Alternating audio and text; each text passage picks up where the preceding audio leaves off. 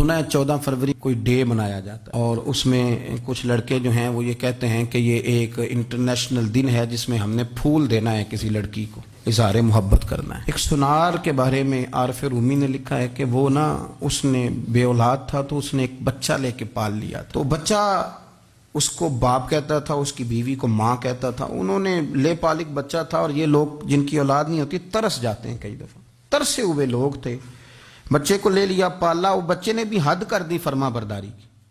اب وہ جوان ہو گیا اور بڑا خوبصورت جوان ہوا۔ وہ سنار کہتا ہے کہ ساری زندگی میں نے صفائی میں نیکی میں گزار دی۔ ایک دن دکان کے پہ ایک عورت آئی تو وہ کہنے لگی یہ چوڑیاں مجھے خود سے آپ پہنا دیں۔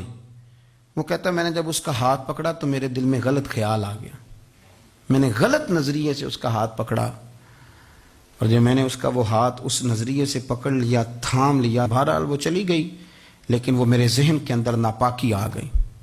تو میں گھر گیا تو میری بیوی باہر کھڑی تھی اور رو رہی تھی، تڑپ رہی تھی۔ میں نے اسے کہا کیا ہوا؟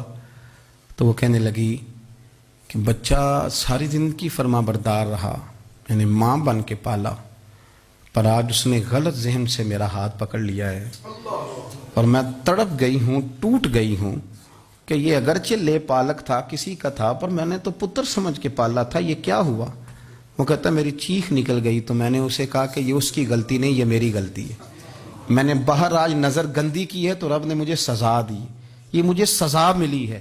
تو کسی کی بہن کو پھول بھیجنا چاہتا ہے تو اگر اسی رات تیری بہن کو پھول آ گیا تو کسی کی بیٹی پر گندی نظر ڈالتا ہے تو اگر یہ تیرے گھر میں یہ قرض چکانا پڑا۔ وہ ایک دوست ہے تو وہ پسند کی شادی کر رہا تھا اس کے گھر میں، تو اس کی بہن نے کہا ہے اس سے، اس کی بہن نے کہا، اس نے کہا بھائی تو مرضی کی شادی کر رہا ہے، میرا ابا اپنی پگڑی تیرے پیروں میں رکھتا ہے، ماں دوپٹہ رکھتی ہے کہ بیٹے ہم تباہ ہو جائیں گے، نہ کر، اور آج اگر تیرا یہ حال ہے تو پھر مجھے بھی اجازت دے، میں بھی مرضی کی شادی کروں۔ تو وہ کانپ گیا بری طرح سے، وہ کہتا ہے یہ تو کیا کہہ رہی ہے؟ اس نے کہا تو تیرے لیے اگر یہ جائز ہے تو میرے لیے کیسے منع ہو گیا؟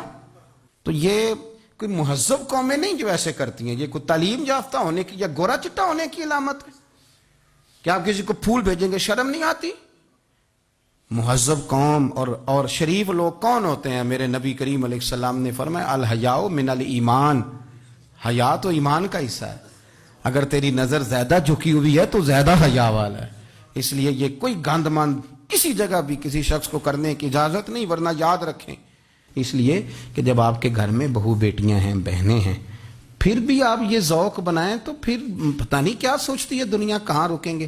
اس لیے یہ ساری رسومات ان لوگوں کی ہیں جو بے حیائی کو پروموٹ کرتے ہیں، اور پھر طرح طرح کے وائرس ان کی زندگیوں میں آتے ہیں، پھر ان کی لاشوں سے تعفن نکلتا ہے، تعفن، اور پھر یہ حال ہوتا ہے کہ وہ دفنانے کے نہیں جلائے جانے کے قابل ہو۔ اللہ سے ڈرے، اللہ ہمارے حال پہ رحم فرمائے۔